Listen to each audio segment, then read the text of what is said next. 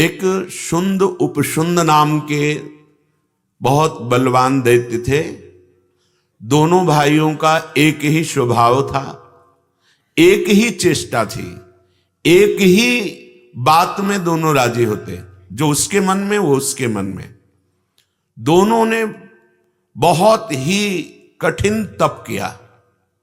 भगवान ब्रह्मा जी प्रसन्न हुए, क्योंकि जो चाहे दैत्य हो, देवता हो, मनुष्य हो, कोई भी हो, जब साधना और तपस्या करता है तो उन्हें बड़े बड़े अधिकारी जो सृष्टि के हैं उनको आना होता है, मनाना होता है, कोई भी हो। जैसे अपने ही प्रगट राज्य में देख लीजिए, अगर कोई अनशन उपवास, तो उससे पूछा जाता है आप क्यों कर रहे हैं, उसकी कामना पूर्ण करने का उपाय किया जाता है और उसको उस अनशन आदि से हटाया जाता है। ऐसे ही जब कोई भयंकर तप करता है तो जिस कोटि का तप होता है उस कोटि का अधिकारी उसके पास पहुंचता है। देवराज इंद्र आ जाएंगे, अन्य देवता आ जाएंगे, लेकिन उनका इतना भयंकर तप था कि साक्षात ब्रह्मा जी आए। परमेष्ठी पद सृष्टि में सबसे बड़ा पद है, परमेष्ठी पद। भगवान ब्रह्मा जी आए। ये महाभारत में भगवान श्री कृष्ण द्वैपायन व्यास देव जी ने वर्णन किया है और देवर्षि नारद ये पांडवों को सुना रहे हैं। उनसे कहा तुम वरदान मांगो। उन्होंने कहा अमरत्व। बोले असंभव, तुमको अमरत्व नहीं दे सकता। दोनों ने विचार किया कि हम दोनों भाइयों में इतनी प्रीति है कि हम एक ही संकल्प करते हैं, एक ही हमारी दोनों की चाह होती है। तो उनका सृष्टि में और किसी से ना मरूं, अगर मरूं तो हम दोनों भाई, क्योंकि दोनों में प्रीति थी। ब्रह्मा जी ने कहा तथास्तु, ऐसा ही होगा। अब जब वरदान उनको मिल गया कि सृष्टि में किसी से ना मरूं तो केवल दोनों में से, क्योंकि दोनों में प्रीति थी, वहां तो कोई संभावना ही नहीं थी हिंसा या क्रोध की। भयंकर पापाचरण करने लगे। यही दैवी संपदा और आसुरी संपदा में अंतर है। जब आसुरी संपदा का तपस्या करता है तो जगत का अमंगल करने की चेष्टा करता है, और जब दैवी संपत्तिवान तपस्या करता है तो जगत का मंगल करता है। जब जगत का कोई अमंगल करने लगता है तो हमारे जो सृष्टि के बड़े बड़े अधिकारी हैं, लोकपाल हैं, बड़ी चिंता होने लगती है। ना तो किसी का शाप उनके ऊपर लग सकता था, ना वरदान, क्योंकि ऐसी अमोघ तपस्या थी को जो बड़े बड़े पापाचरण करने पर भी क्षीण नहीं हो रही थी। सबने विचार किया इसके ऊपर दिव्यास्त्र भी काम नहीं करेंगे, जैसे देवराज का वज्र, भगवान यम का कालदंड, वरुण जी का वरुण पाश, कोई काम किसी दैवी शक्ति के द्वारा मारे ही नहीं जा सकते थे। अब तो उनका भारी उपद्रव शुरू हो गया। जहां गौशालाएं थी आग लगा देना, जहां संत जन रहते विनाश कर देना, नगर के नगर नष्ट कर देना। सब लोकपाल ब्रह्मा जी से प्रार्थना की, महाराज आपने ही वरदान दिया है, आप ही इनको संभाल सकते हो। भगवान ब्रह्मा जी ने कहा मारे तो ये किसी भी तरह नहीं जा सकते, अन्य के द्वारा इनका आपस में विनाश हो, ऐसी मैं विचार धारणा करके रचना करता हूं। रचना की पूरी जिम्मेवारी भगवान ब्रह्मा जी के ऊपर है। जब उनसे नहीं संभलती रक्षा का भार तो भगवान हरि को पुकारते हैं, पर अभी तो इन्हीं से संभल जाएगा। तो एक अप्सरा की रचना की जिसका नाम तिलोत्तमा। अगर एक तिल भी स्थान को देख ले शरीर के तो मोहित हो जाए, ऐसी रचना की।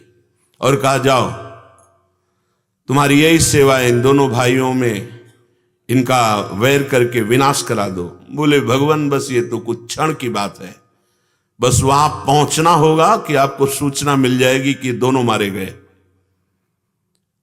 पास समीप में जहां वो बैठे मदिरा आदि पान करके उन्मत्त हो रहे थे, वहीं गेंद खेलते हुए गई और गेंद मारा, दोनों के बीच में गिरा, दोनों की दृष्टि गई।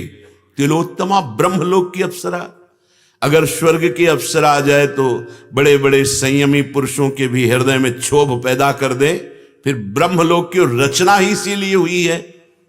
देखते ही दोनों दौड़ पड़े, एक ने बायां हाथ पकड़ा, एक ने दायां हाथ पकड़ा।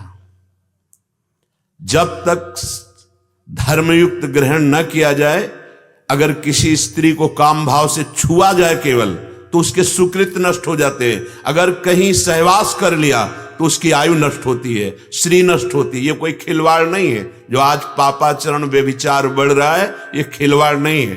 ये बुद्धि भ्रष्ट हो गई, सर्वनाश का खेल है।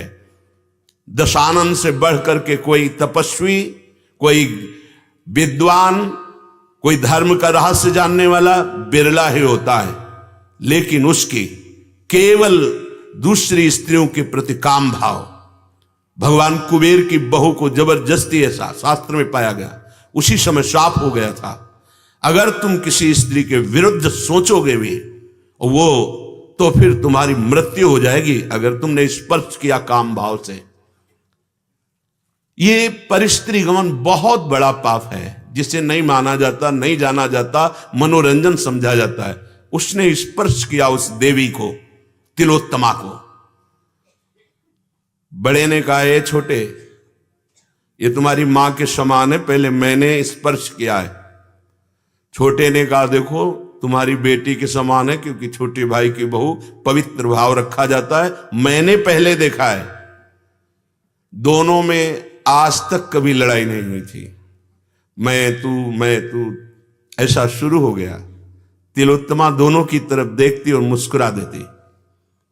काफी देर के बाद कहा, देखो हम आई हैं तुम दोनों को सुख देने के लिए। अब तुम दोनों या तो मुझे स्वीकार करो या दोनों में से कोई एक।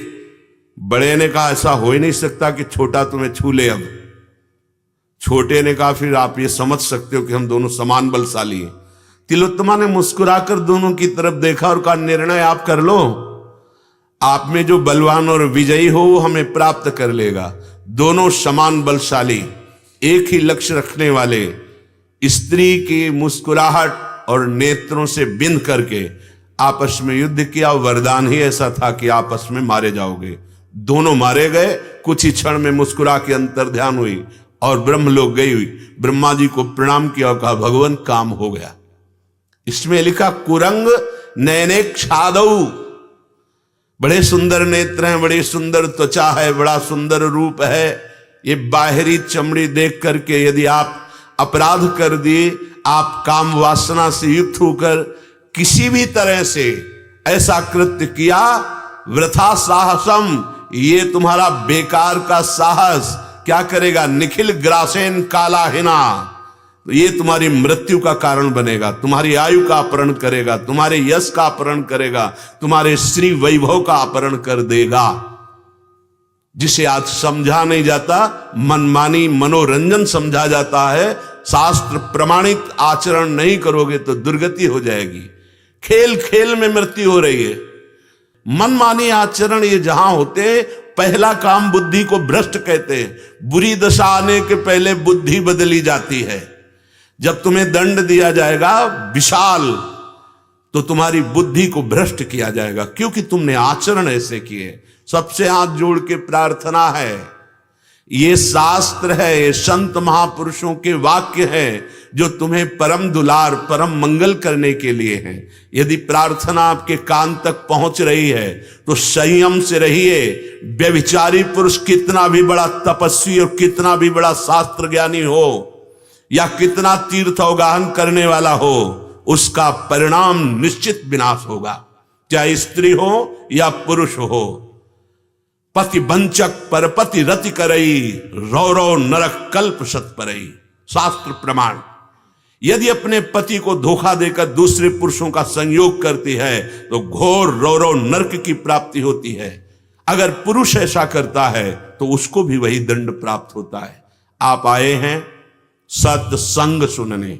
सत्संग, सत का क्या स्वरूप है, हम उसको जीवन में धारण करें तो पहले चरित्र की पवित्रता की बात है। आपका यदि चरित्र पवित्र नहीं तो सारा बकवास ज्ञान है तुम्हारा। किस काम का ज्ञान तुम्हारा? अगर तुम्हारा पावन चरित्र है तो हमारा देश नमन करता है।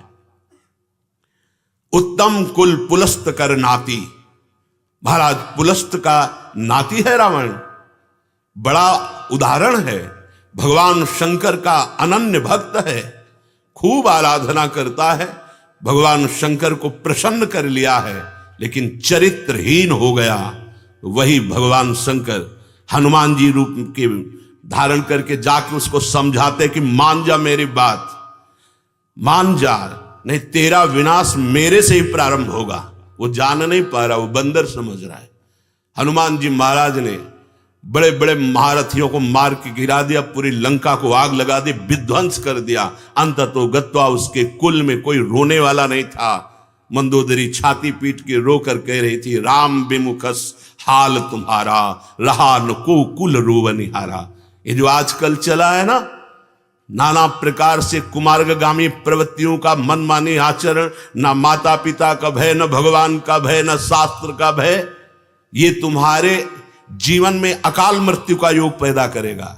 चाहे जो कुछ करो, चाहे जितने बड़े धनी हो, तुम्हारा हृदय जलेगा और तुम्हारी श्री नष्ट होगी, तुम्हारी कीर्ति नष्ट होगी। और एक दिन ऐसा आएगा कि तुम्हारे हाथ में कुछ नहीं लगेगा, कुछ नहीं लगेगा। मानव जीवन जो इतना दिव्य मिला था, उससे लाभ जो मिलना था। श्री सूरदास जी महाराज कृपा करके वर्णन कर रहे हैं, द्वय में एको तो ना भई, ऐसे वे विचारी नीच आचरण वाले के, द्वय में एको तो न भई, ना हरि भजो न भोग सुख पायो, वृथा बिहाए गई। कितना भी भोग लो, किसी को आज तक ऐसा लगा हो कि मैं तृप्त हो गया। यहां की भूतल की नारियों की या भूतल के भोगों की बात क्या, स्वर्ग सुख, स्वयं देवराज इंद्र तृप्त नहीं है। कई बार उदाहरण दिया है एक महात्मा की, हमें बड़ा इस विषय पर चिंतन हुआ। इतने ऐश्वर्य का स्वामी, इतनी अप्सराओं का स्वामी, और एक महात्मा के गृह में जाकर के वहां भ्रष्ट आचरण करता है। गौतम ऋषि के आश्रम में जाकर अहिल्या जी के साथ। क्या उदाहरण इससे मिला कि अगर प्रभुता है, देवराज इंद्र है, त्रिभुवन पति है, सब सुख है, लेकिन ये मायाकृत है, वो भी तृप्त नहीं है, तो औरों की बात क्या। चक्रवर्ती सम्राट महाराज पुररवा, जिनकी सेवा में भगवान नारायण की जंघा से प्रकट हुई उर्वशी जी आई, वो भी बावरा हो गया। पढ़ लो एकादश स्कंद में पुररवा का वैराग्य, बार बार धिक्कारते हैं, मुझे धिक्कार है, मैं चक्रवर्ती सम्राट अपने को कहता हूं, पर मैं लुट गया, कुछ हाथ नहीं लगा। किसको लगेगा। चक्रवर्ती सम्राट महाराज ययाति अपनी जवानी भोगी, अपने पुत्र की जवानी भोगी, क्या मिला। बाद में यही निर्णय लिखाया कि संपूर्ण संसार के भोग और समस्त विलासिता की सामग्री भगवत विमुख पुरुष को प्राप्त हो जाए, एक को, तो भी वो तृप्त नहीं हो सकता। क्यों? क्योंकि माया में है, दिखाई दे रहे हैं, संयोग हो रहा है, तुम्हें सुखानुभूति हो रही कामना के कारण, लेकिन होता तो तृप्ति मिल जाती। आज तक किसी को तृप्ति नहीं। वृद्ध पुरुषों को भी देखा, वही कामना, वही वासना, पूरा जीवन हो गया, पर जो भगवत विमुख है, कभी शांति नहीं, कभी तृप्ति नहीं।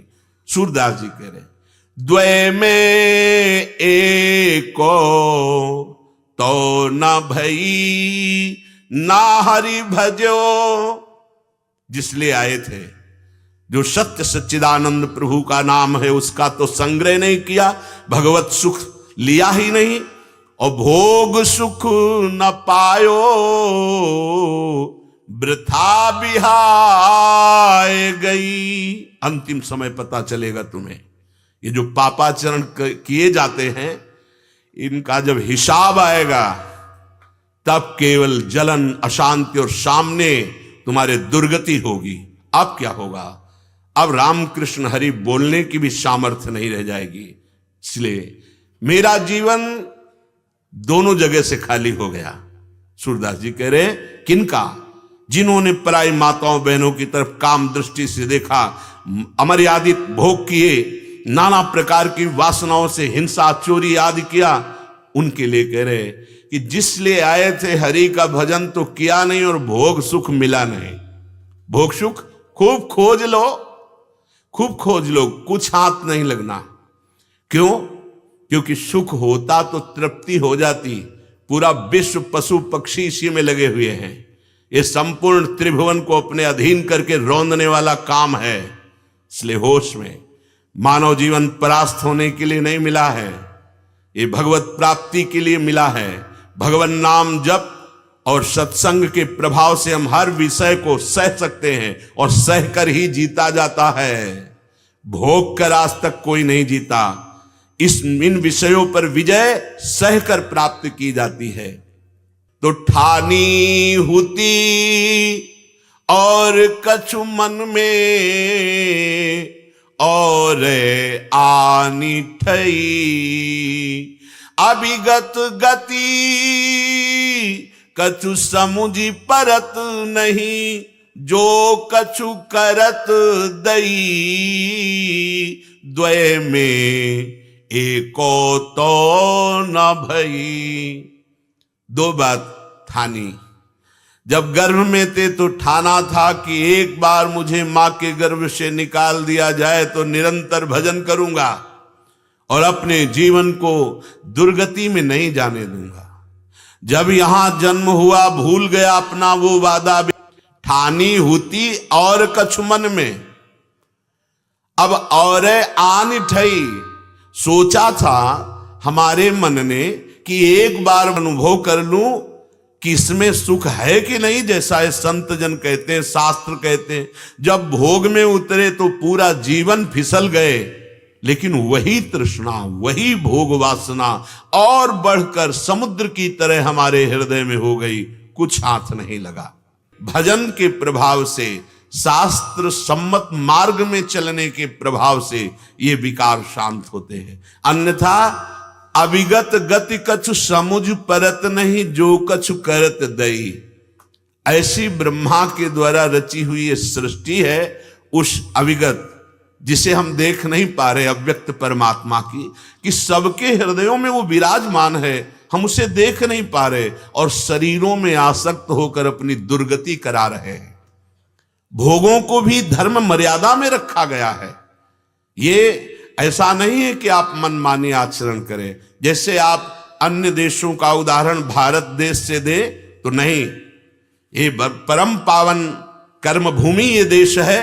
यहां से ही अन्य लोगों की यात्रा प्रारंभ होती। अन्य मनुष्य शरीर में होते हुए यदि धर्म का पालन करें तभी वो सतमार्ग में चल पाएंगे, तभी उनका परम कल्याण होगा।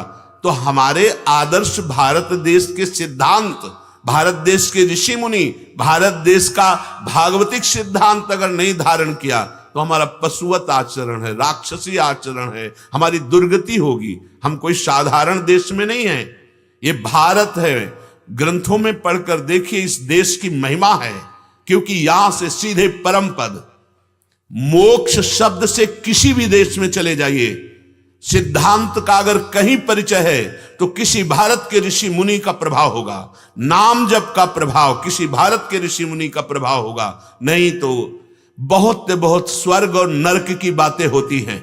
देख लो, स्वर्ग और नरक तक की बातें होती है, लेकिन परम पद और मोक्ष और भगवत प्राप्ति ये सब बातें नहीं है। ये केवल भारत देश में है। हम किसी का अनुकरण करने के लिए भारत देश में नहीं भेजे गए, हम महापुरुषों का अनुकरण करने के लिए। महाजनों गतेन सपंथा, जिसमें महापुरुष गए हैं। ये ऐसा देश नहीं कि मनमानी आचरण करके दुर्गति करो। ये देश है यहां शास्त्र की आज्ञा, महापुरुषों की आज्ञा में चलकर दिव्यता प्राप्त करो। जब हम भगवत आज्ञा में नहीं चलते तो हमारा मन फंसने लगता है। सुत स्नेह तीय सकल कुटुंब मिली, निशिदिन होत खई। पद नख चंद्र चकोर विमुख मन, खात अंगार मई। द्वय में एको तो न भई। ये तो भोग विलास की बात रही। अब जब परिवार में गया तो उसकी मलिन बुद्धि आसक्त हो गई, पुत्र में, घर में, धन में, संबंधों में। अब निष्दिन होत खई, अपनी श्वासें निष्दिन नष्ट कर रहा है। कैसे परिवार का पोषण हो? अब चाहे पापाचरण करना पड़े, हिंसा करना पड़े, छल कपट करना पड़े, मेरा परिवार सुखी हो जाए, चाहे दूसरे का नाश हो जाए। तभी तो देखो ना कैसे कैसे आचरण किए जा रहे हैं। खाद्य पदार्थों में अखाद्य पदार्थ मिलाए जा रहे हैं, जैसे दूध है, घी है, वो किसी के भी बालक पिएंगे उनके शरीर की हानि हो जाएगी। अपने परिवार की रक्षा करने के लिए अर्थ चाहिए, और वो अर्थ कैसे मिले? बुद्धि भ्रष्ट हो गई। क्या हुआ? बोले प्रभु के पदनख चकोर बनने के लिए हम आए थे। प्रभु के जो नखचंद्र हैं उनका चिंतन करके मुक्त होने आए थे। प्रेमी बन करके प्रभु के धाम में जाने के लिए हमें मानव देह मिला, लेकिन ऐसा नहीं हुआ। खात अंगारमयी, कामाग्नि, क्रोधाग्नि, लोभाग्नि, मोहाग्नि, मदाग्नि, इन अग्नियों को हम खा रहे हैं, अपना नाश कर रहे हैं। विषय विकार दावा नल उपजी, मोह बयारी लई। यदि आग लग जाए और हवा अनुकूल मिल जाए तो फिर आग का स्वरूप क्या कहना? बोले भोगों की, धन की, नाना प्रकार की विकारों की आग लगी हुई थी, और ऊपर से अनुकूल हवा मिल गई मोह की। मोह बयारी लई, तो भ्रमत भ्रमत बहुत दुख पायो, अजहू न टेव गई। पूरा जीवन हो गया भोगते भोगते, नाना प्रकार की कुकर्म करते हुए, लेकिन आज भी तेरे को याद नहीं आ रही कि तुम्हें जाना है।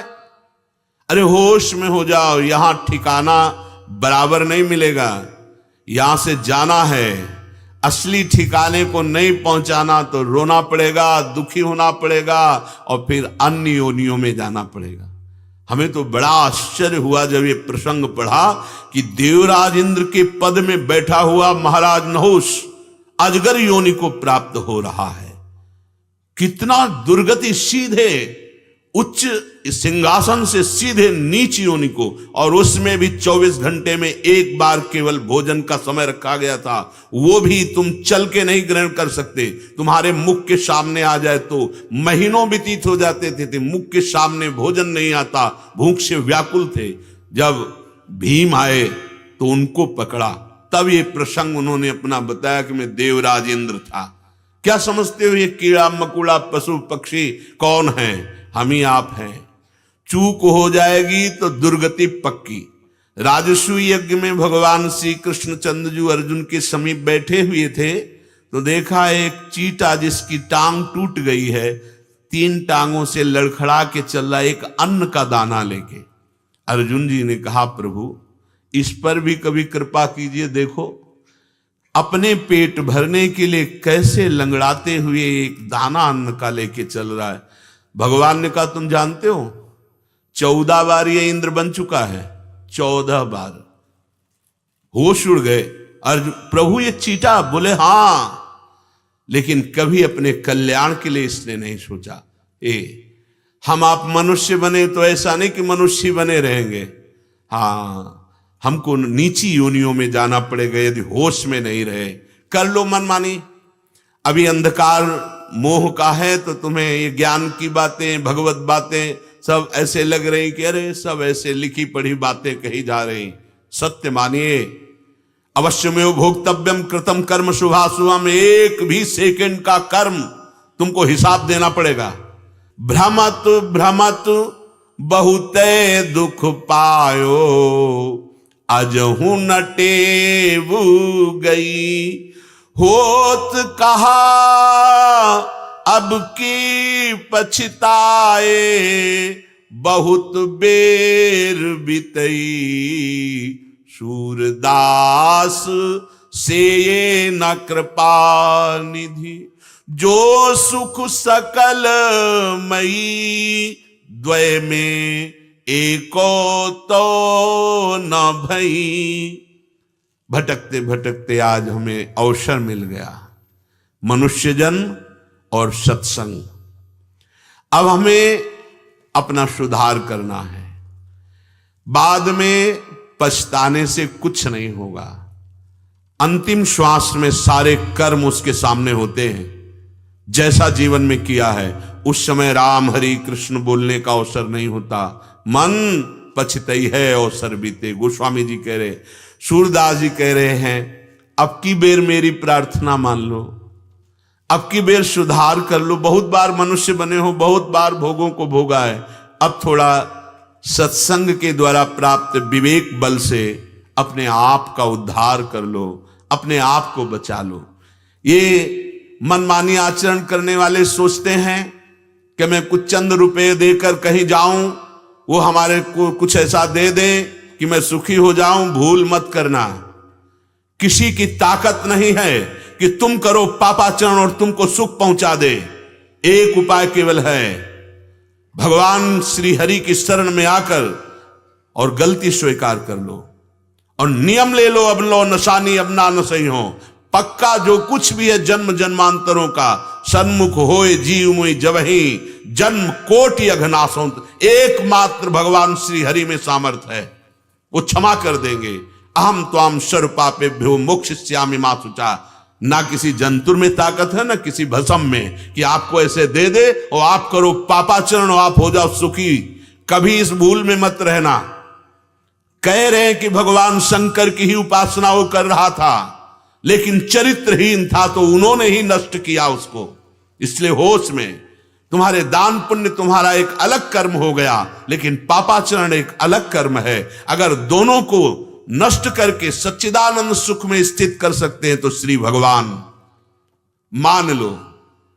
हम तो भगवान को देखा नहीं तो कैसे माने? तूने अपने को देखा है? दर्पण में तेरा शरीर दिखाई देता, जो पोशाक है तेरी, वशान से जीर्णान यथा विहाय, तो समझ में नहीं आ रहा। अगर संत जन समझाते हैं तो जो बुद्धि है उसको विपरीत दिशा में ले जा रहे हैं। भोगोगे, कोई सहयोगी नहीं मिलेगा इस सृष्टि में, कोई सहयोगी नहीं। जब कर्म का भोग आता है तो अकेले भोगना पड़ता है। इसलिए होश में कह रहे हैं, से न कृपा निधि सूरदास, से न कृपा निधि। जो करुणा करके हमें मानव दे, करुणा करके सत्संग, करुणा करके नाम जप की प्रेरणा, करुणा करके हमें डांट रहे हैं, ऐ मूर्ख ऐसी गलती मत कर देना। तो आपको लगता है कि ये शास्त्र के वाक्य ऐसे मिथ्या हैं, पता नहीं किसने लिख दिया है। नहीं, छाती की बात कहते हैं। एक एक अक्षर परम सत्य ब्रह्म स्वरूप है। आप आचरण करके देखो शास्त्राज्ञा से, आपको सच्चिदानंद सुख मिलेगा। मनमानी आचरण कर लो तो देख लेना समय पर। बहुत देखा है भ्रमण करते हुए, बहुत ऊंचे ऊंचे पदों में, बहुत वैभवशाली, चेहरा उदास, हृदय जल रहा है, एकांत हुए तो रो पड़े। बहुत अशांति है, बहुत कलह है परिवार में। तब लगता है आपको इतने बड़े पद में इतना वैभव कि वो गाड़ी से आते थे तो 10 गाड़ियां उनके पीछे चलती थी। क्या है? अरे देवराज इंद्र को सुख नहीं है। जो एक अकिंचन भगवत प्रेमी महात्मा को सुख होता है वो ब्रह्मा जी को भी नहीं है। तभी वो महापुरुष जो भगवान के अनुराग में डूबा हुआ है, न पारमेष्ठम न महेंद्र धिष्णम, एकदम यहीं से शुरू किया। मुझे ब्रह्मा का पद नहीं, देवराज इंद्र का पद नहीं चाहिए, योग की सिद्धियां नहीं चाहिए, मोक्ष नहीं चाहिए। हे हरि, आपका नाम स्मरण करते हुए, आंसू बहाते हुए आपकी आज्ञा में चलूं, बस यही जीवन का सार है। तो ऐसा जिनके कानों में सत्संग का शब्द पड़ रहा है, अब दोबारा गलती ना हो और अपने जीवन को सार्थक कर लिया जाए। नहीं तो हम अन्य को दोष देते हैं कि अमुक हमको दुख दे रहा है, अमुक हमको परेशान कर रहा है। कोई नहीं, ये सब मेरी ये आई कुमति, कुमति भ्रष्ट बुद्धि से जो मैंने आचरण किए, वो किसी व्यक्ति में बैठकर, किसी घटना का रूप लेकर, किसी रोग का रूप लेकर मेरे को दंड देगा। फिर हम कहेंगे अमुक व्यक्ति मुझे सता रहा है, पता नहीं ये कैसे घटना घट गई, अरे अब तो अमुक रोग हो गया है, अब क्या करूं। अब कांप रहे हैं। क्यों कांप रहे हो? तुम्हारी बुद्धि ने सलाह दी थी, वही कर्म किए थे, उसी का परिणाम आ रहा है। अपने ही अभिमान दोष दुख पावत हूं मैं अति, ये सब मेरी ये आई कुमति। बड़े महापुरुष हैं, कह रहे मेरी ही कुमति का फल हुआ। संतों ने तो समझाया, शास्त्रों ने भी समझाया, पर मैं अभिमानी, न संत की बात मानी न शास्त्र की बात मानी। जब कर्मों का परिणाम आया तो अब दुख भोग रहा हूं। अपने ही अभिमान दोष दुख पावत हूं मैं अति, ये सब मेरी ये आई कुमति। अभी मनमानी आचरण कर रहे हो, अवसर दिया गया है, बहुत बुद्धि है। प्रश्न करते हैं कि भगवान ने सब कुछ बनाया है, भगवान की शक्ति के बिना पत्ता भी नहीं हिल सकता है, फिर हमको क्यों दंड दिया जाता है? ठीक है, हम कह रहे हैं आपको खेती दी गई है, भगवान ने दी है, आपको बल भी दिया गया है, आपको बीज भी दिया गया है। अब आप क्या बोलते हो? ये तुम्हारे को छूट दे दी गई है, तुम्हें बुद्धि दी गई है, तुम्हें शारीरिक बल दिया गया है, मानसिक बल दिया गया है, और कर्म भूमि भारत भूमि दी गई है। अब आप क्या कर्म करते हो इसमें? ये तुम्हारे ऊपर छोड़ दिया गया है। बिजली है, प्रयोग कहां करते हो? छुओगे मर जाओगे। देखो प्रकाश दे रही है, देखो आवाज बढ़ाए, ये सब बिजली से चल रहा है। पावर तो तुम्हें दिया गया है, लेकिन उसका प्रयोग कहां करते हो? यदि पापाचरण में तो दंडनीय अपराध है, और पुण्य करोगे तो उससे सुख मिलेगा लौकिक। लेकिन पाप और पुण्य दोनों से रहित सच्चिदानंद में प्रभु का नाम जप करोगे, भगवत लीला सुनोगे, दूसरों को सुख पहुंचाओगे, तो भगवान की प्राप्ति हो जाएगी। दोष देने के लिए बुद्धि तो बहुत है आपकी प्रवीण, लेकिन दोष रहित होने के लिए नहीं। होश में आकाश में थूकोगे तुम्हारा ही मुंह गंदा होगा, वहां कोई फर्क पड़ने वाला नहीं। अवसर है, भगवान की बात मान लो, आश्रित हो जाओ, नाम जप करो, पापाचरण बंद करो। ये जो तुम्हारा अभिमान है ये सब मिट्टी में मिल जाएगा। चाहे जितने बड़े हो तुम, बुद्धिमान, धनवान, कुलवान, काल के एक थप्पड़ में सब मिट्टी में मिल जाता है। बड़े बड़ों का मिट गया, रहे न रावण सम अभिमानी, हिरणाकश्यप सम वरदानी, खान विभव की खान जगत में कुछ दिन के मेहमान, भजले श्री भगवान जगत में कुछ दिन के मेहमान।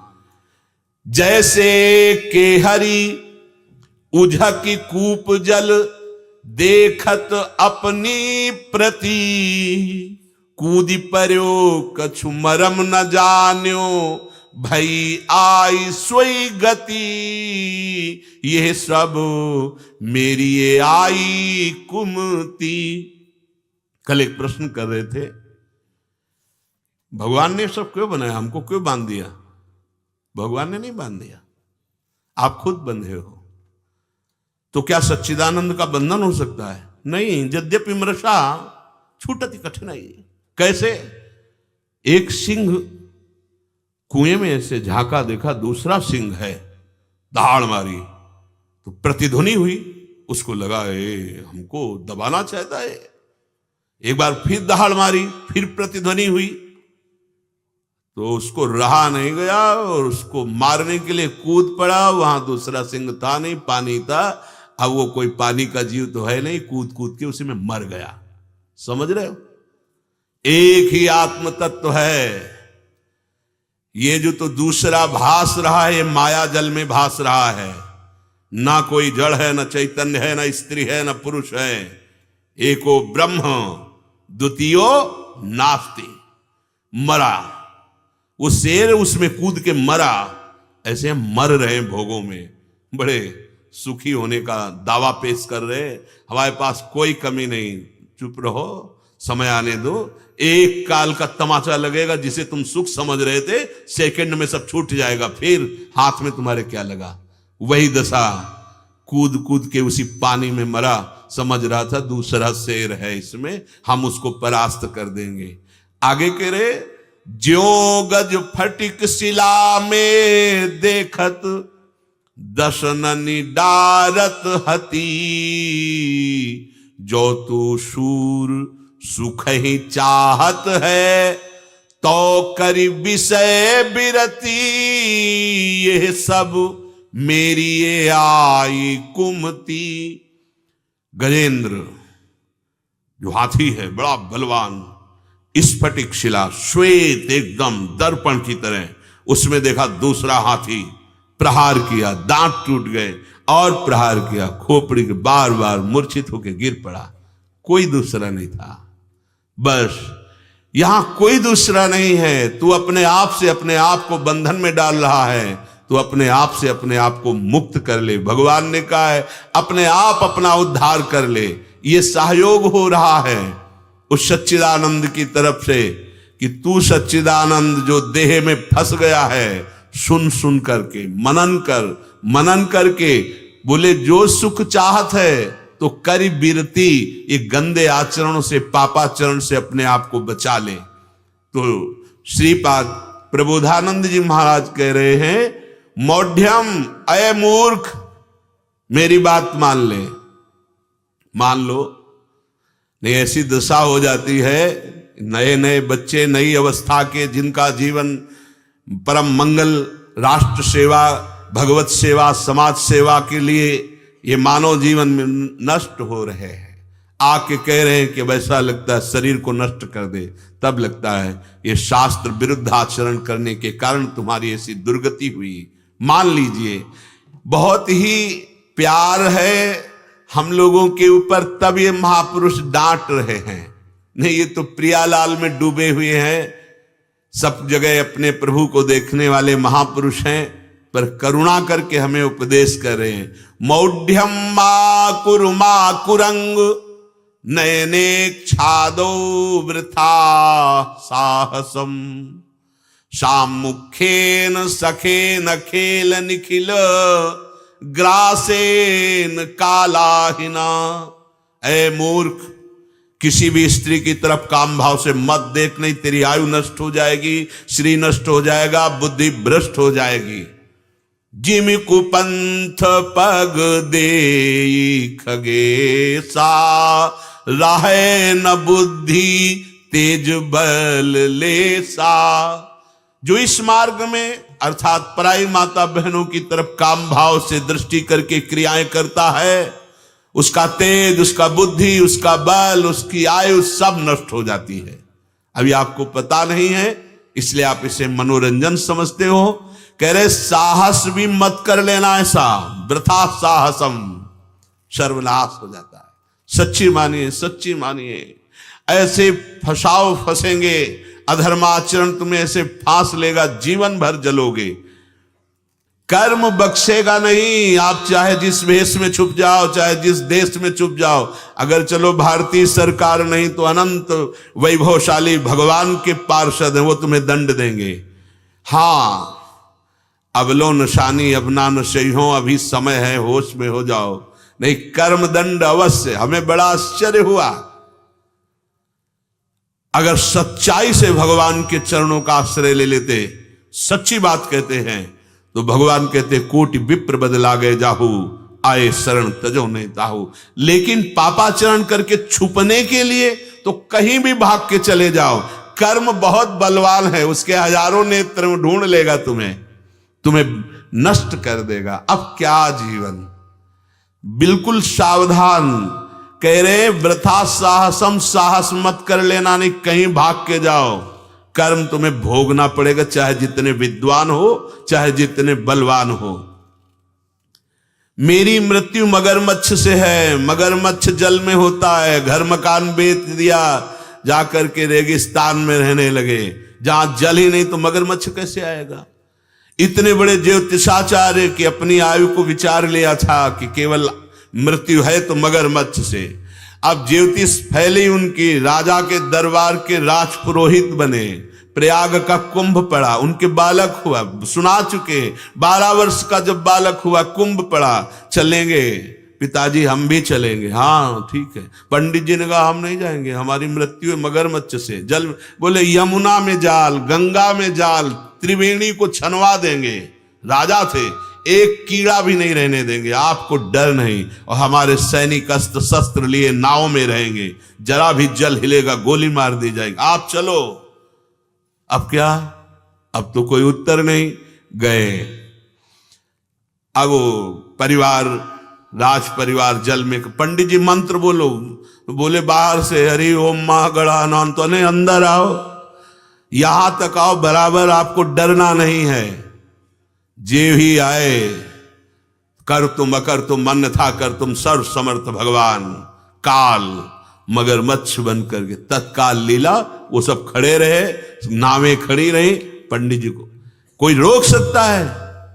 सुनो भरत भावी प्रबल बिलक कहो मुनिनाथ, हानि लाभ जीवन मरण जस अपजस विध्यात।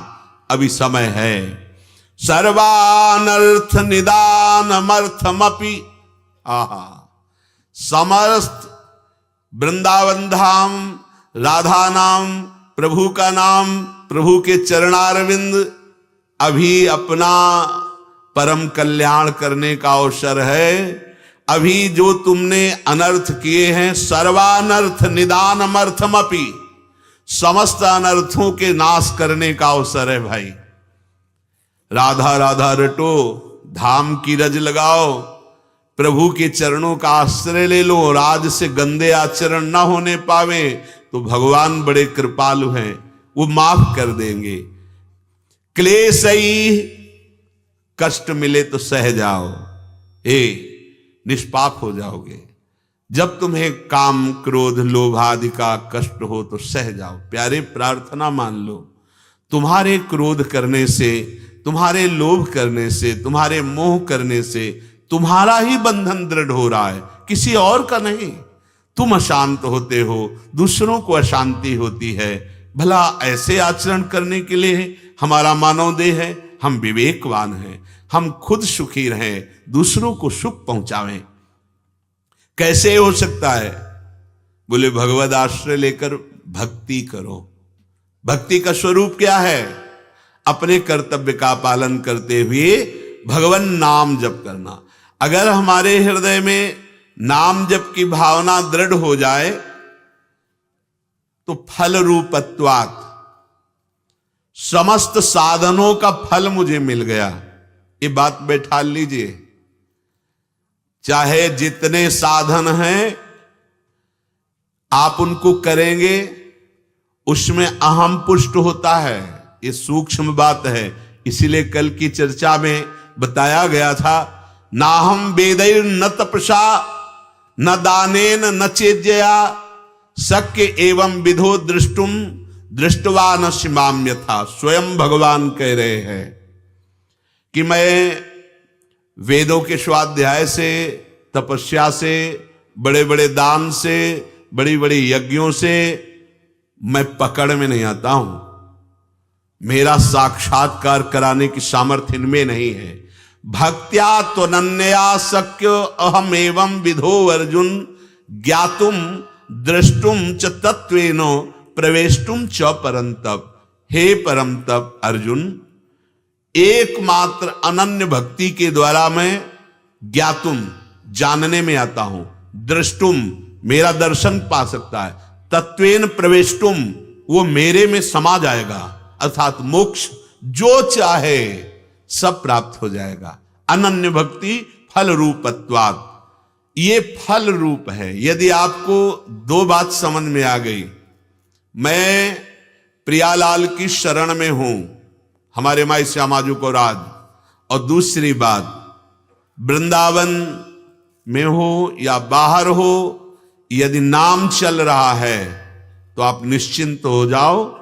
तीर्थाटन साधन समुदायी जोग विराग ज्ञान निपुनाई नाना कर्म धर्म व्रत दाना, संयम दम जप तप मख नाना, जहां लगी साधन वेद बखानी, सब कर फल हरि भगति भवानी।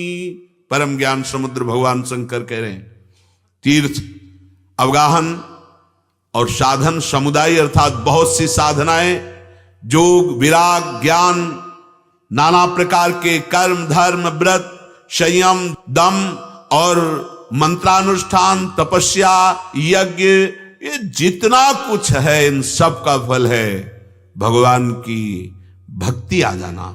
भक्ति का स्वरूप तदर्पिता अखिलाचारिता तद स्मरणेन परम व्याकुलते, समस्त आचरण भगवान को अर्पित हमारे वो स्वामी और नाम जप। ईश्वरस्याप्यभिमान द्वेषित्वात् दैन्य प्रियत्वाच्च।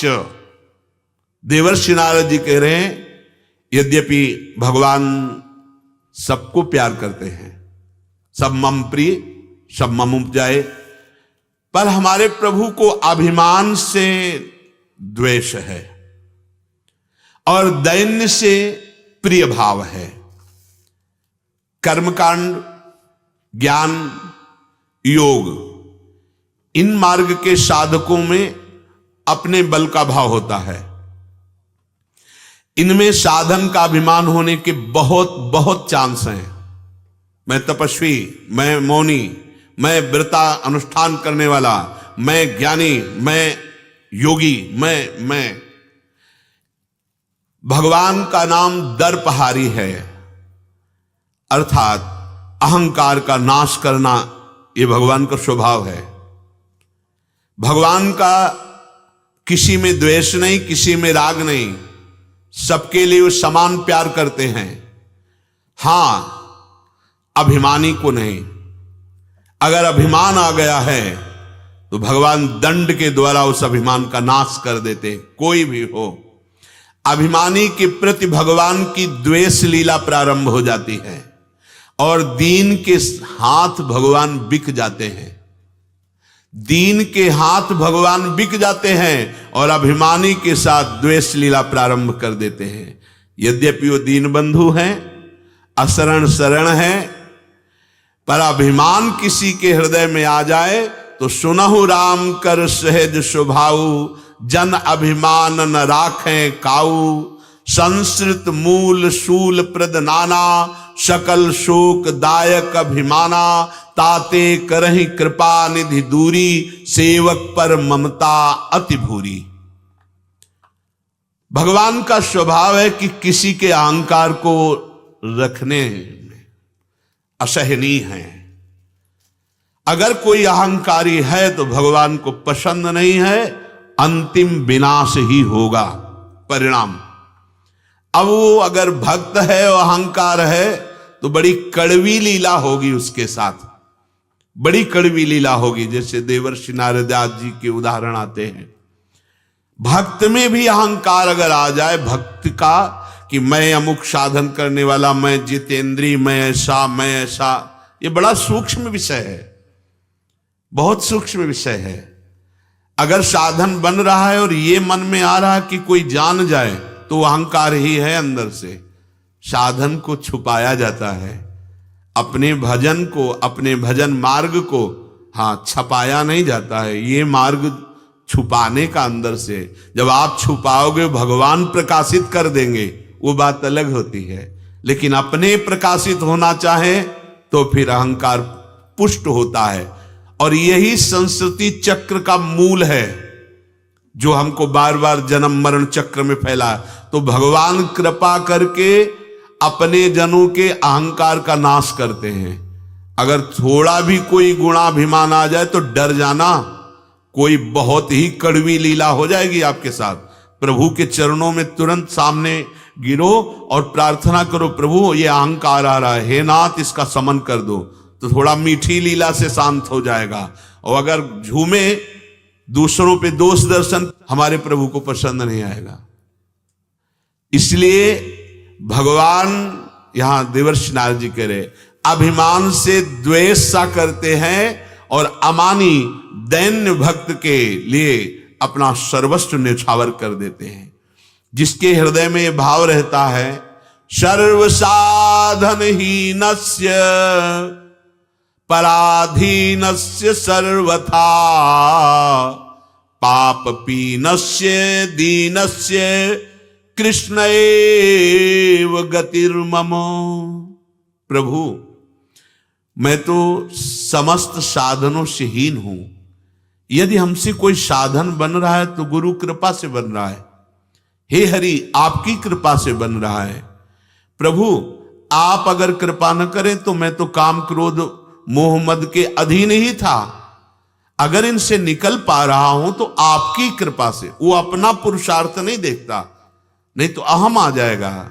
और सच्ची बात है, आज तक कोई विकारों से पूर्ण रूप से निर्विकार हुआ है तो केवल कृपा से, गुरु कृपा से, हरिजू की कृपा से।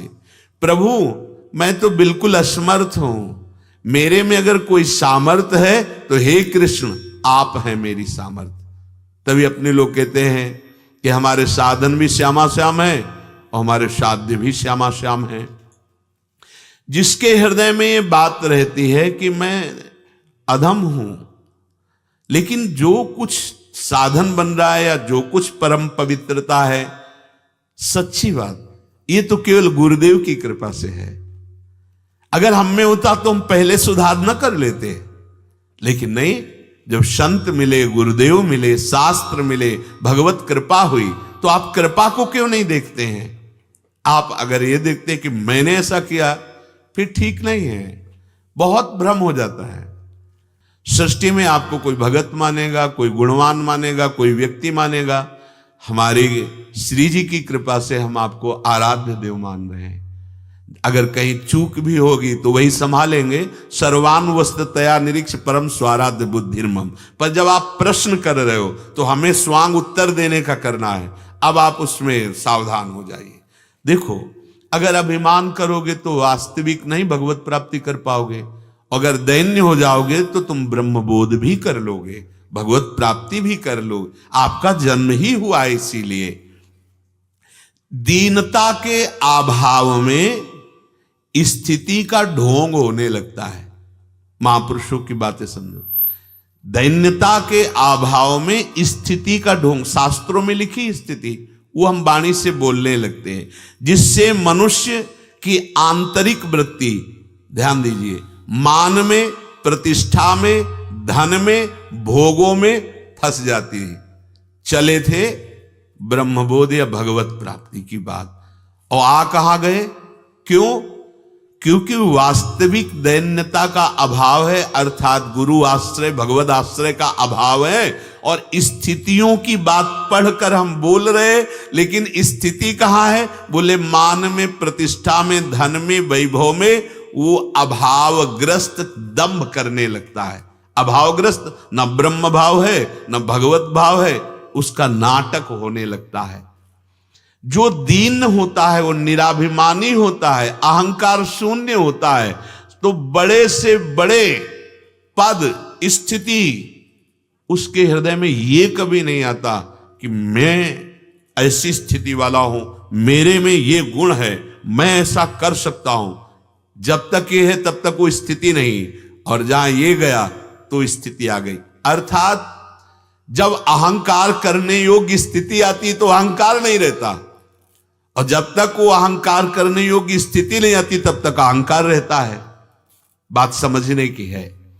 बड़े से बड़े पद, आंतरिक अध्यात्म उन्नति होने पर वो ऐसे ही रहता। जब हरिवंश महाप्रभु कह रहे क्वा हम तुच्छा परम अधमा, जब हनुमान जी कह रहे हैं असमय अधम सखा सुन, जब सबरी जी कह रहे हैं अधम ते अधम अधम तिनारी तिनमा में मति मंद अघारी, तो अपने लोग क्या हैं भाई? अपने लोग 2-4 महीने ठीक से चल लिए तो गर्व हो जाता है जितेंद्री, और बड़े संयमी हो, बहुत ऐसा, और वो तो ऐसा नहीं है। ये सब माया है, ये सब अज्ञान है, अभी ज्ञान नहीं हुआ। भगवत कृपा पात्र में दैन्यता बढ़ती, उसके अंदर ये आता ही नहीं कि मैं इस योग्य हूं, ऐसा नहीं आता है। और बहुत ऊंची योग्यता होती है, ये भगवान की कृपा से होती है। बड़ा आश्चर्य होता है जब महान भक्तों से एकदम दैन्य सरल, एकदम सरल, सरल स्वभाव न मन कुटिलाई, संत सरल चित जगत हित, ऐसा उनका एकदम चित्त सरल हो जाता है, अहंकार रूपी कठोरता नहीं रहती है। भगवान बहुत प्यार करते हैं दैन्य को, पर ये दैन्यता बिना महापुरुषों के संग के नहीं आती। अभिमान का पूरा भूत उतरे बिना ये दैन्यता का प्रादुर्भाव नहीं होता। वर्ण का, जाति का, धन का, मान का, विद्या का, साधना का, स्वाध्याय का, बहुत तरह का ये भूत होता है अभिमान का। ये अभिमान कर्तापन अहंकार स्वरूप में बैठा रहता है और दैन्यता का भी नाटक कर लेता है। ये अहंकार का भूत दैन्यता के भी नाटक कर लेता है। वो दंभ पूर्वक दूसरों के सामने दैन्य बना रहेगा, परंतु इसकी पहचान तब होगी जब तुम्हारा अपमान और निंदा हो और तुम दैन्य बने रहो। मैं ऐसा ही नीच अधम हूं, बहुत कृपा प्रभु, देखो गवाही भी मिल गया, पतित पावन दीन बंधु हम पे कृपा करो, मैं बहुत नीच हूं, तब दैन्यता मानी जाएगी। वो श्री रंगनाथ जी के आचार्य की महिमा प्रकाशित हुई तो एक कश्मीर से बड़े विद्वान आए। उनका भाव था कि जब नवीन संस्कृत के श्लोक रचकर इनकी कीर्ति गाएंगे तो ये कुछ न कुछ प्रसन्न होकर देंगे। तो सभा में बैठे हुए थे तो आए कश्मीर के पंडित और नवीन श्लोकों की रचना करके उनका यश गाने लगे। वो ऐसे उनकी भ्रकुट चढ़ गई, ग्रीवा नीची हुई, सीधे रंगनाथ जी के मंदिर में चले गए। उनको लगा हम कश्मीर से आए, इनके श्लोक बनाकर गा रहे, हमारी तरफ देखा भी नहीं। अब वृंदावन में तो रुकना ही था, रात्रि भर रुके। सुबह उसी गली से निकल रहे थे तो प्रार्थना कर रहे थे वो आचार्य चरण ठाकुर जी के सामने कि मैं बहुत पापी हूं, नीच हूं, प्रभु आप करुणा करके स्वीकार करो। तो बहुत विद्वान थे, उन्होंने तत्काल इस श्लोक की रचना की और कहा हाँ ये पापी है, नीच है। ऐसे जब वो बाहर निकले देखा उनको और अंदर गए, रंगनाथ जी का विशाल हार जो करोड़ों रुपए का लाए और उनको दिया। उनके होश उड़ गए कि है क्या ये, कल प्रशंसा कर रहे थे तो देखा भी नहीं, आज निंदा की तो हार दिया। और वो फिर गए प्रभु के पास, का प्रभु ये विद्वान है, ब्राह्मण है, गवाही मिल गई ना, अब तो स्वीकार कर लो नाथ, और रोने लगे। ये दैन्यता, इसे असली दैन्यता कहते हैं। कभी कभी अहंकार मान प्राप्ति के लिए बड़े बड़े मान के त्याग का नाटक कर देता है, ये बहुत बड़ा विचित्र अहंकार होता है। अपने सामने हीन स्थिति के पुरुष के द्वारा किए हुए अपमान को, निंदा को सहना ही नहीं, वरम उसे सत्य मान करके प्रसन्न हो जाना कि मैं ऐसा ही हूं, बहुत कठिन बात। अच्छा, श्री जी लीला भी करती हैं। आप हो, आप आ रहे हो तो आपकी परीक्षा के लिए कहीं कोई ऐसी लीला हो सकती है कि नहीं जाना आपको, अब उसमें अपमान का बोध होना नहीं। बड़ाई इसी बात में है, शत्रु मित्र समझान मान मान अपमान सम, दुख सुख लाभ न हानि। यह जो कृपा हरिवंश की हमारे परमार्थ पथ में, अगर कोई हमको कहीं रोक देता है हम वहीं बैठ जाते हैं, वहीं बैठ जाते हैं। अगर हमें कहीं रोका जाता है तो हमें रोना आना चाहिए, हमें व्याकुलता आनी चाहिए, अपमान का बोध नहीं होना चाहिए। अपमान होता है अज्ञानी जनों के द्वारा।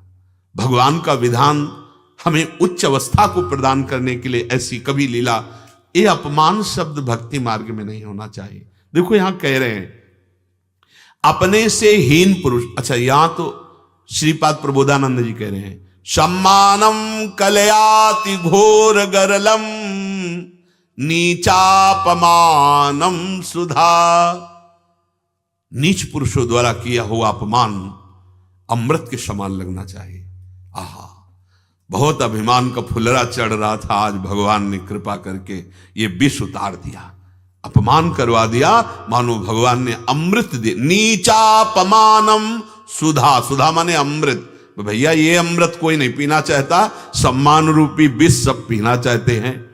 तो कह रहे हैं कि भगवान को अभिमान से द्वेष है तो लीला करेंगे। अब हमें तो पता नहीं, बाहर अगर कोई ठसक लेके, कोई अभिमान लेके, कोई पद का भाव लेके, तो हमें पता नहीं लाडली जो आपके साथ क्या लीला करेंगी।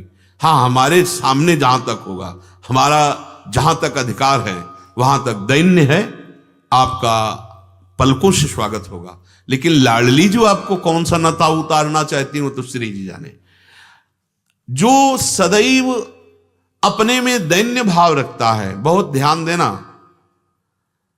उसकी उन्नति में देर नहीं लगती। बस बात ये समझ लो। तभी लोगों को आश्चर्य होता है, ऐसा कैसे है।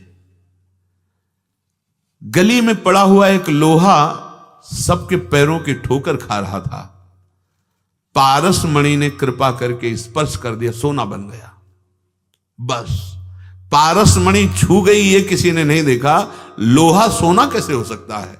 ये पारस मणि। पारस गुण अवगुण नहीं चितवत, कंचन करत खरो, प्रभु जी मेरे अवगुण चित ना धरो। अगर हमारा हृदय प्रभु के प्रति दैन्य होकर समर्पित हो जाए तो जो महापुरुषों की स्थिति वो क्षण में प्रकाशित कर दें। कर तुम अकर तुम अन्यथा कर तुम।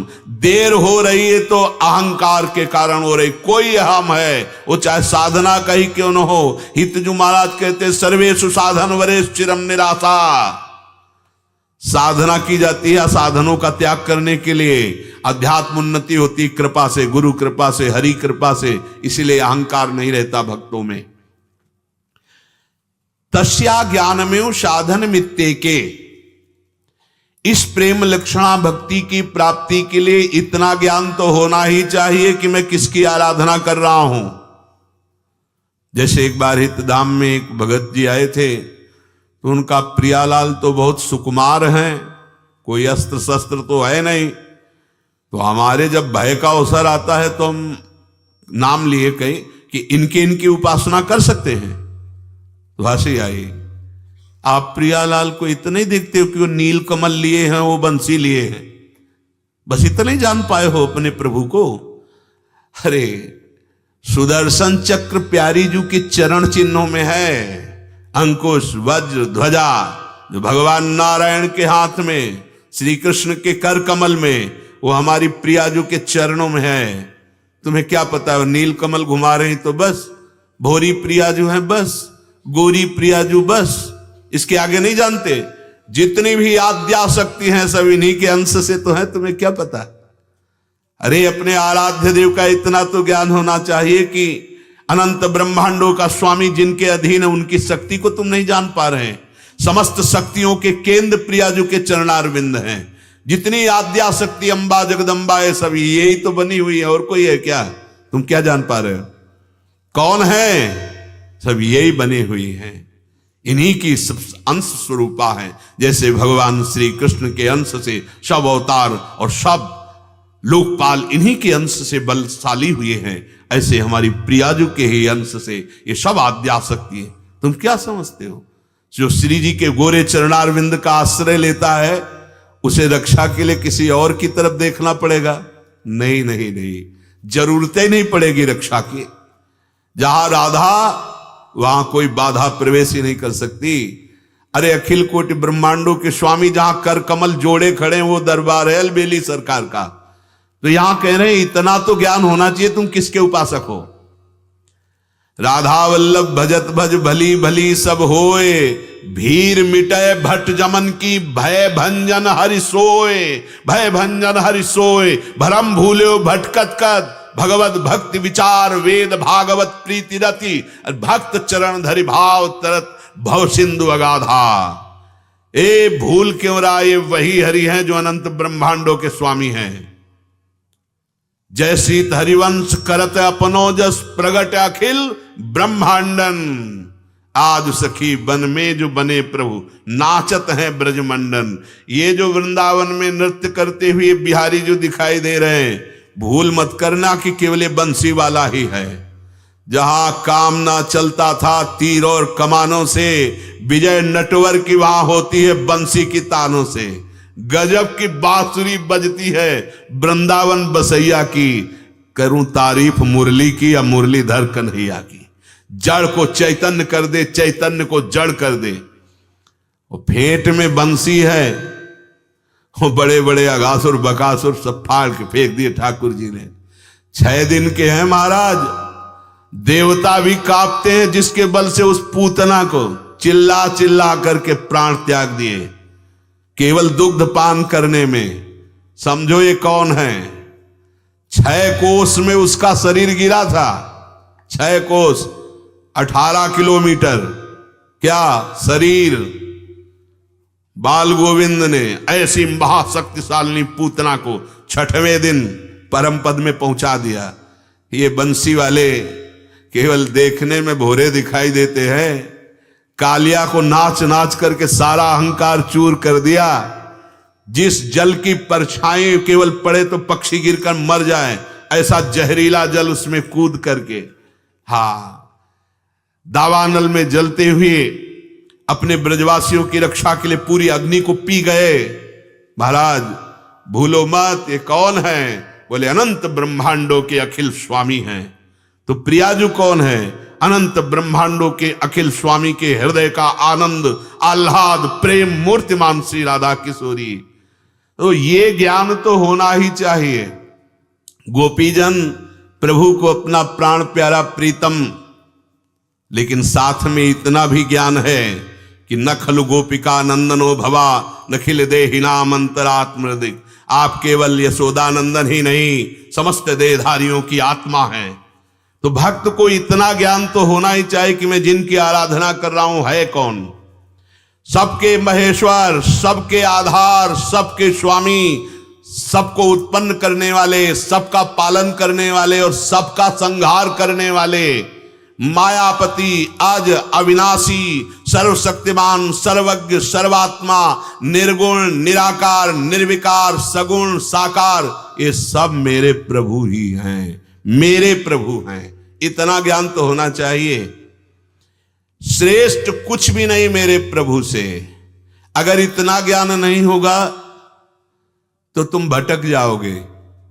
अरे अभी कैसे उसका हम वर्णन करें? जो अस्त्र शस्त्रों से काम नहीं चलता वो मुस्कुराहट से चल जाता है। हमारे प्रभु श्री लाल जो महाराज, लाल की रूप माधुरी नयनन निरख नेक सखी मनसिज मरण हरन हाथ। कोई अस्त्र है जो कामदेव को नष्ट कर सके? मुस्कुराहट से, मुस्कुराहट से करोड़ों काम को मूर्छित कर दे। ये नंदनंदन है, ये लाल जो महाराज है। वैसे लाल जो महाराज को जो अपनी मुस्कुराहट से वो प्रियाजू है। वेणु कलान्निपतिता स्खलितम शिखंडम भ्रष्टम च पीत वसनम ब्रजराज सोनो। कैसे हुआ? यस्याह कटाक्ष सर्पात विमोर्चितस्य। कहा सोच रहे हो कि कौन सा अस्त्र शस्त्र चाहिए? वैसे तो इनके चरणारविंद में 19 चरण चिन्ह, इनके 19 चरण चिन्ह इनके सब भक्तों के लिए ही तो है। ये अपने आराध्य देव का इतना तो ज्ञान होना चाहिए कि अन्य कोई नहीं।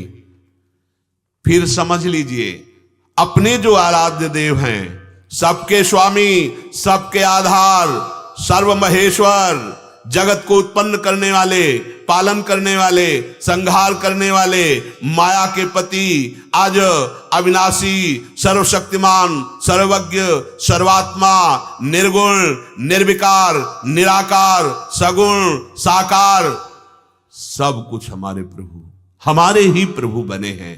यदि इतना ज्ञान नहीं होगा तो भटक जाओगे, निष्ठा से गिर जाओगे। जाने बिनु ना होई परतीति, बिनु परतीति होए नहीं प्रीति। प्रीति बिना नहीं भगति दृढ़ाई, जिमि खगपति जल कै चिकनाई। पानी से चिकना करो, कितनी देर टिकेगा? नहीं टिकेगा, सूख जाएगा। कह रहे हैं कि यदि आपने अपने आराध्य देव को ये नहीं जाना जो अभी वर्णन किया गया, तो कोई जब महिमा किसी और रूप की वर्णन करेगा तो तुम्हें लगेगा कि हमारे प्रियालाल तो बड़े भोरे हैं। नहीं, बिना ज्ञान की प्रीति नहीं होती, और ये ज्ञान सद्गुरु की कृपा से प्राप्त हो जाता है। और बिना प्रीति के दृढ़ आसक्ति नहीं होती, यही दृढ़ आसक्ति का नाम भक्ति है। अगर हमारे हृदय में अपने आराध्य देव का नाम चल रहा है, आराध्य देव के हम आश्रित हैं, अब हमें और कोई ज्ञान की जरूरत नहीं पड़ेगी, सब ज्ञान हो जाएगा। आप सच्ची मान लीजिए, जो पढ़ करके ज्ञान होता है वो ज्यादा टिकाऊ नहीं होता है। जैसे कोई राजा है, हम उसके राज वैभव को बहुत पढ़ लें, लेकिन हम राजा तो नहीं बन जाएंगे, या हम राजा से मिलने का सुख तो नहीं प्राप्त कर लेंगे। दूसरा, जैसे हम बहुत सुंदर पकवान का जितना बनाने का हिसाब है वो हम पढ़ लें, दूसरे को सुना लें, तो हमारी पकवान का स्वाद तो नहीं मिल जाएगा ना, पेट तो नहीं भर जाएगा ना। ऐसे ही ज्ञान केवल पढ़ लेने से या ज्ञान केवल सुना लेने से स्वराज सिंहासन अर्थात बोध हो जाना असंभव है।